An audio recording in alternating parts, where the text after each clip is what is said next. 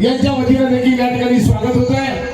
आदरणीय खासदार नरेशजी म्हस्के साहेबांचं देखील नवी मुंबई शिवसेनेच्या वतीनं नवी मुंबई मधील सर्वात तरुण नगरसेवक म्हणून त्यांनी सन्मान।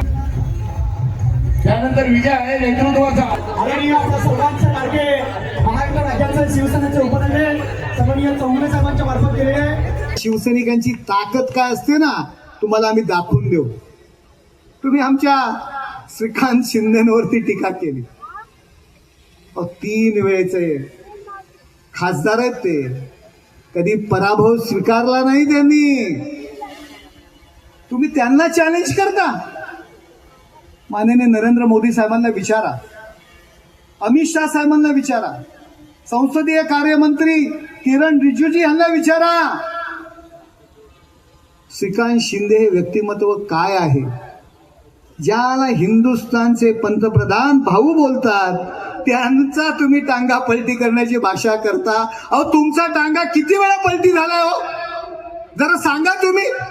तुमचा पराभव किती वेळा झालाय? तुमच्या घरात पराभव ज्यांनी स्वीकारलेला आहे ती किती माणसं आहेत, आणि तुम्ही कोणाचा टांगा पलटी करण्याचा? नरेश म्हस्के सोडा हो, नरेश म्हस्के हा रस्त्यावरचा कार्यकर्ता आहे।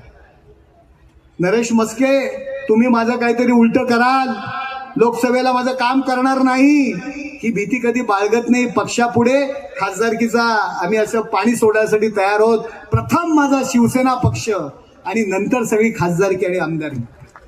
या मतदारसंघात ऐरोली मतदारसंघात जवळजवळ 27 नगरसेवक, 28 नगरसेवक शिवसेनेचे आहेत। खासदार साहेब आम्ही युतीच्या बैठकीला बसलो, 20 जागा घ्यायच्या तर घ्या, आम्ही जाणार नव्हतो, पण एकनाथ शिंदे साहेब म्हणाले आपण युती धर्म पाळला पाहिजे। 20 जागा घ्यायच्या तर घ्या, नाही तर आम्हाला युतीची गरज नाही।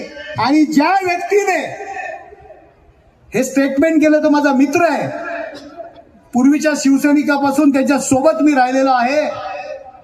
त्या व्यक्तीने भाषा केली 10 पण जागा तुमच्या निवडून येणार नाहीत। मी खास करून आकाश मडवी यांचं अभिनंदन करतो, 2 वेळा त्या व्यक्तीला त्यांनी पाडलाय।